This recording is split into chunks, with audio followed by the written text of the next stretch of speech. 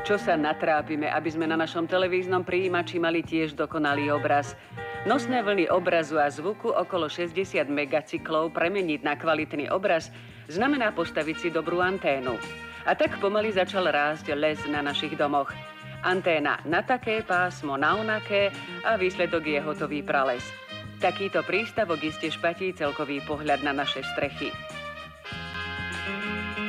Od roku 1962 existuje vládne uznesenie o výstavbe spoločných antén na všetkých domoch. Uznesenie vyšlo, ale projekčné zložky nenaplánovali potrebné stavbárske práce a preto sa musia pracovníci kovospracujúceho podniku v Bratislave zbytočne zdržovať.